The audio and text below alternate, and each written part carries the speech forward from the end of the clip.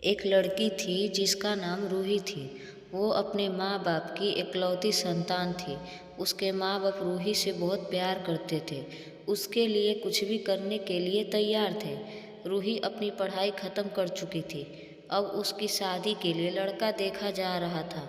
उसके पापा दो चार लोगों से रिश्ते के बात भी किए थे, लेकिन उसके पापा को कोई भी रिश्ता पसंद नहीं आ रहा था, क्योंकि कोई गरीब मिल रहा था तो कोई थोड़ा सा सांवला था। इस वजह से उसके पापा रिश्ते से इनकार कर देते थे और रूही के लिए छोटा परिवार वाले घर ढूंढ रहे थे, क्योंकि रूही बड़े परिवार में नहीं रही है। एक दिन रूही के लिए एक रिश्ता आया तो लड़के का नाम मोहित था और वो काफ़ी पढ़ा लिखा हुआ था और वो किसी कंपनी में मैनेजर के पोस्ट पर काम करता था। उसकी सैलरी 1 लाख रुपए थी। जब रूही के पापा देखने गए तो लड़का उनको पसंद आ गया, क्योंकि मोहित के सिर्फ 2 ही भाई थे, एक मोहित और उसका छोटा भाई का नाम विराज था। इसलिए उसके पापा शादी के लिए मान गए। मोहित को भी रूही पसंद आ गई। अब शादी पक्की हो गई। फिर दोनों ने एक दूसरे का नंबर भी ले लिया था और एक दूसरे से बातें भी करते थे, कभी कभी मिल भी लेते थे। कुछ दिन बाद शादी हो गई और रूही शादी करके घर आई तो उसके सास ससुर प्यार से उसका स्वागत किए। रूही खुश थी कि उसको जैसा परिवार चाहिए था वैसा ही मिला है। फिर रूही और मोहित कमरे में चले गए। दोनों ने खाना खाया और अपनी शादी की रात को खूबसूरत बनाए। दोनों एक दूसरे से संबंध भी की। उनकी सुहाग रात जो थी, उसके बाद सुबह हुआ तो रूही नहा धो करके अपने सास के पास गई और नमस्ते की। उसकी सास बोली कि आज रूही तुम्हारा पहला रसोई है तो कुछ बना दो। रूही किचन में गई और हलवा बनाई। उसके बाद सबको हलवा परोसी। सब लोग हलवा खाए और रूही को बहुत सारे पैसे और आशीर्वाद भी दिए। रूही को लेकर के मोहित उसके घर घुमाने ले गया। रूही को खुश देख करके उसके पापा मम्मी भी बहुत खुश थे। वहाँ से घूम करके मोहित रूही को वापस ले करके आ गया। आते ही मोहित की माँ बोली कि देखो, घूमना घुमाना तो होता रहेगा, लेकिन मुझे एक पोता या पोती चाहिए। तो दोनों शर्मा के कमरे में चले गए और फिर मोहित रूही के धीरे धीरे करीब आ करके उसके साथ रोमांच करने लगा। दोनों आपस में बहुत खुश थे। एक दिन मोहित को अपने काम से कहीं बाहर जाना पड़ा तो अपनी माँ और रूही को बताया। रूही तो रोने लगी कि आप कितने दिन में आ जाएंगे। तो मोहित बोला कि सिर्फ 10 या 15 दिन में आ जाऊंगा, तुम चिंता मत करो, और जाने का तैयारी करने लगा। जाते वक्त मोहित अपनी माँ और विराज से बोला कि रूही का ख्याल रखिएगा, और वहाँ से चला गया। इधर रूही कमरे में रो रही थी। तभी उसकी सास बोली कि क्यों रो रही हो, हम लोग हैं ना, आ जाएगा कुछ दिनों में, तुम चिंता मत करो बेटा। अब रूही खाना बनाने लगी और सबको खिलाई, फिर खुद भी खाई और खा करके कमरे में चली गई। जब कमरे में गई तो मोहित फ़ोन किया और दोनों बात करने लगे। बात करते करते दोनों सो गए। सुबह हुआ तो फिर रूही घर की काम करने लगी। ऐसे ही कुछ दिन तक गुजरने लगा। एक दिन रूही रात का खाना सबको खिला करके कमरे में गई और अंदर से दरवाज़ा बंद ही की। तब से विराज रूही के कमरे में पहले से ही छुपा हुआ था और पीछे से आ करके रूही के कमर में हाथ डाल करके उसको पकड़ लिया। फिर रूही डर गई और बोली कि तुम यहाँ कैसे, मैं तो दरवाज़ा बंद की थी। तब से विराज रूही के मुंह पर हाथ रख दिया और उसका मुंह दबा लिया और बोला कि जिसके घर में आप जैसी खूबसूरत भाभी हो, उसको दूसरे यहाँ जाने की क्या ज़रूरत है, मैं आपसे प्यार करने लगा हूँ। तो रूही के मुंह पर से हाथ ही नहीं हटा रहा था, रूही को कुछ बोलने ही नहीं दे रहा था। बोला कि देखिए, मैं आपसे प्यार करने लगा हूँ और आपके करीब आना चाहता हूँ। फिर रूही के साथ ज़बरदस्ती करने लगा और रूही को कस करके पकड़ लिया था। बोला कि अगर चिल्लाई तो मैं बोल दूंगा कि रूही मुझसे ज़बरदस्ती कमरे में बुलाई, सोच लो। विराज धमका के रूही का सारा कपड़ा उतार के उसके साथ संबंध बनाने लगा और बहुत देर तक संबंध बनाया। रूही को अब बर्दाश्त नहीं हो रहा था। वह रूही को छोड़ भी नहीं रहा, जबरदस्ती उससे संबंध बनाते जा रहा था। ऐसे ही करता रहा और जब सुबह हुआ तो धीरे से रूही के कमरे से बाहर चला गया और जाते वक्त बोला कि अगर तुमने किसी को बताया तो सोच लेना। और वहाँ से चला गया। अब जब जब रूही के साथ ससुर बाहर चले जाते थे तब तब रूही के साथ विराज संबंध बनाता था। अब रूही को भी विराज के साथ अच्छा लगने लगा और रूही को कुछ ही दिनों में विराज से प्यार भी हो गया। दोनों एक दूसरे के साथ छुप छुप कर मिलने लगे, साथ में ही ज़्यादा वक्त रहने लगे। अब मोहित रूही को फ़ोन भी करता तो रूही ज़्यादा वक्त मोहित से बात तक नहीं करती थी।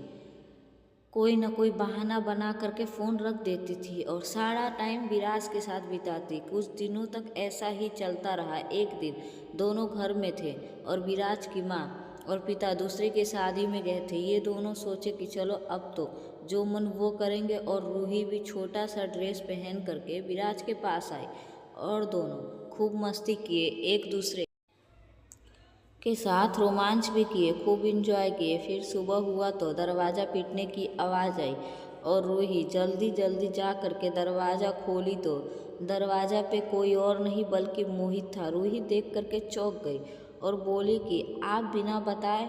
तो मोहित बोला कि क्यों, तुम खुश नहीं हो मुझे देख करके? तो रूही हिचकिचाते हुए बोली, ऐसा कोई बात नहीं है, मैं बहुत खुश हूँ, आइए अंदर।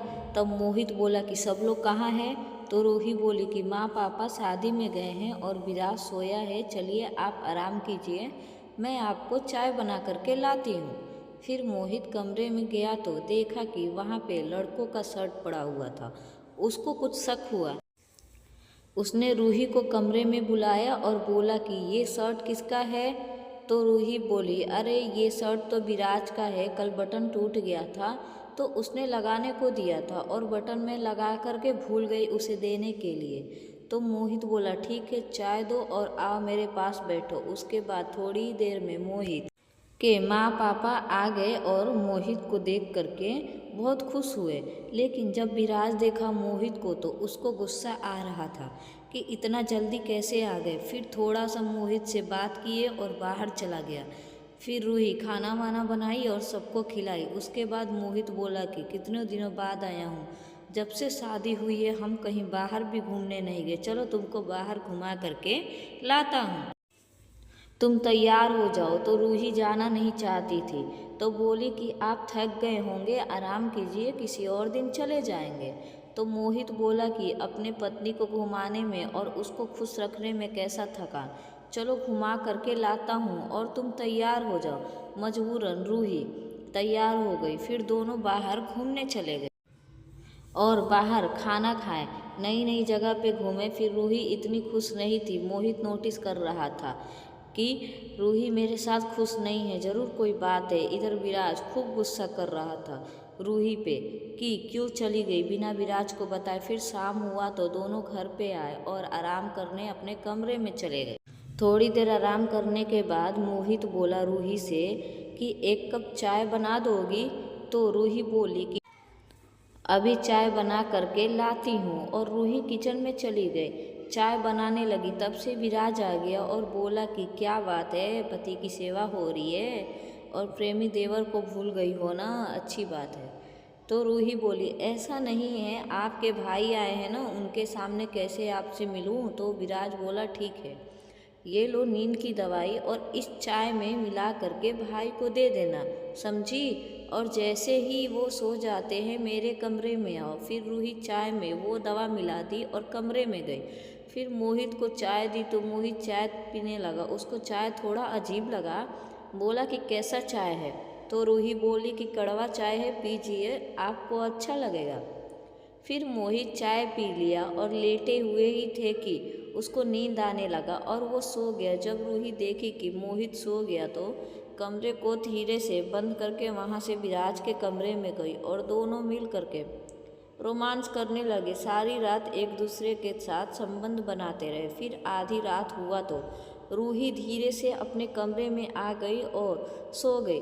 फिर जब सुबह हुआ तो मोहित जगा तो उसका भारी सा लग रहा था। फिर नहाने चले गए वहाँ और नहा धो करके नाश्ता किया, काम पर चला गया और इधर रूही भी घर का काम करने लगी। फिर शाम हुआ तो मोहित घर पे आया और रूही चाय नाश्ता दी करने को। उसके बाद रूही खाना बनाने लगी। जब खाना बना रही थी तो फिर विराज किचन में गया और आज बोला कि उसका खाना में नींद की दवा मिला करके दे दो। तब रूही अलग अलग खाना देने लगी और सब लोग खाए। फिर मोहित जब खाना खाया और कमरे में ये सोच करके गया कि आज रूही के साथ रोमांस करेंगे, लेकिन कुछ ही वक्त में मोहित फिर से सो गया और रूही फिर विराज के साथ रात बिताई। दूसरे दिन जब मोहित जगा तो उसको शक हुआ और दूसरे दिन रात में खाना लाई रूही खाने के लिए, तो मोहित बोला कि मैं खाना खाता हूँ, तब से तुम एक कप चाय बना करके लाओ।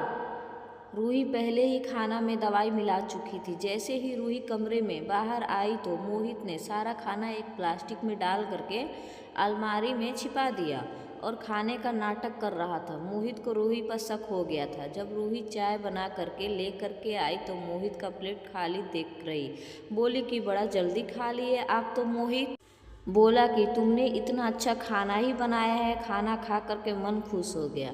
फिर चाय पिया और सोने का नाटक किया। थोड़ी देर रूही वहीं पे बैठी रही। उसके बाद अब सोची कि मोहित सो गया है। धीरे से रूही विराज के कमरे में चली गई और मोहित सब देख रहा था कि कहाँ जा रही है। कुछ देर तो मोहित चुप था। फिर थोड़ा समय के बाद मोहित विराज का दरवाज़ा पीटने लगा। विराज और रूही घबरा गए कि इस वक्त कौन आ गया। फिर विराज रूही को अलमारी में छुपा दिया। दरवाज़ा खोला, देखा तो विराज की ये तो भाई है। फिर नींद का गोली का असर नहीं हुआ क्या? मोहित बोला कि तुम दोनों मिलकर मुझे धोखा दे रहे थे, मुझे पता ही नहीं था। कहाँ है रूही? लगा सारा रूम में ढूंढने। लास्ट में मोहित अलमारी खोली तो रूही आधे अधूरे कपड़े में मिली। मोहित रूही को इस हालत में देख के बेचारा टूट गया और उसको बहुत गुस्सा आ रहा था। फिर मोहित रूही को 2 या 3 थप्पड़ खींच के मारा। बोला कि बेशरम औरत, तुझसे कितना प्यार किया, तूने मेरे भाई के साथ सोने लगी, तुझे शर्म नहीं आई मेरे दिल के साथ खेली। और विराज को मोहित बोला कि तू मेरा भाई था, तूने अपना ही भाई का घर बर्बाद कर दिया। तब से मोहित के माँ बाप आ गए। मोहित ने दोनों के बारे में बताया तो उन लोग भी हैरान थे। मोहित बोला कि ये दोनों मिलने के चक्कर में मुझे कितने दिनों से नींद की दवाई दे रहे हैं। और मोहित उसी वक्त रूही के घर पे फ़ोन लगाया, उसके माँ बाप को बताया तो उसके माँ बाप भी शर्मा गए और उन्होंने तुरंत बोला कि हमें बेशरम बेटी नहीं चाहिए जिसने अपने माँ बाप और पति की इज्जत के बारे में नहीं सोची। तो मोहित फ़ोन रख दिया। फिर रूही और विराज दोनों को घर से निकाल दिया। विराज तो लड़का था, वो तो कहीं भी रह लेता, लेकिन रूही कहाँ जाती? उसके माँ बाप भी अपने घर आने से मना कर दिए थे। रूही मोहित का पैर पकड़ ली और बोली कि मुझे माफ़ कर दीजिए। बहुत रोने लगी रूही। तो मोहित बोला कि तुमने ये सब करते हुए किसी के बारे में सोचा?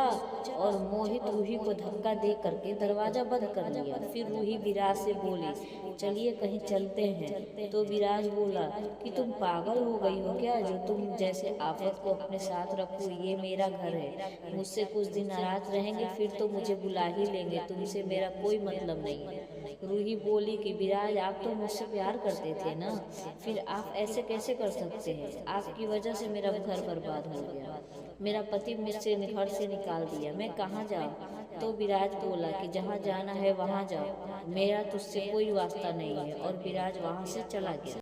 फिर रूही भी चली गई और कुछ दिनों तक रूही का कोई अता पता नहीं था। एक दिन मोहित को खबर मिला कि रूही गली गली में घूम करके भीख मांग करके गुजारा कर रही है। मोहित से बर्दाश्त नहीं हुआ और रूही के पास आया। बोला कि चलो घर चलो, जो हो गया उसे भूल जाओ और एक नई शुरुआत करते हैं। फिर घर गई रूही तो सबसे माफ़ी मांगी, लेकिन मोहित विराज को घर नहीं आने दिया। फिर दोनों ने अपनी ज़िंदगी की नई शुरुआत कर ली और कुछ साल बीत गए। रूही को एक बेटी हुई। ये खबर सुन करके रूही के माँ बाप उससे मिलने के लिए आए। रूही को माफ़ कर दिए, बोले कि जो हुआ सो हो गया, अब ऐसा सुनने को नहीं मिलना चाहिए। फिर सब लोग खुशी खुशी रहने लगे। इसलिए कहा जाता है कि अपना पति जैसा भी हो, दुख सुख में वही आपको काम आएगा, लेकिन दूसरे लोग सिर्फ आपका इस्तेमाल करेंगे। जैसे विराज ने रूही के साथ किया। मोहित अच्छा इंसान था तो अपना घर बर्बाद होने से बचा लिया, लेकिन सब एक जैसे नहीं होते हैं, इसलिए कभी भी किसी को धोखा मत दीजिए। लड़के भी किसी के बेटे होते हैं, उनका दिल तोड़ करके आप भी कभी भी खुश नहीं रह सकती है। उनकी भावनाओं को समझे और उनका इज्जत कीजिए। सिर्फ लड़कों का ही फर्ज नहीं है कि लड़कियों का इज्जत करना, लड़कियों का भी फर्ज है कि लड़कों का इज्जत करें। प्लीज़ मेरे चैनल को लाइक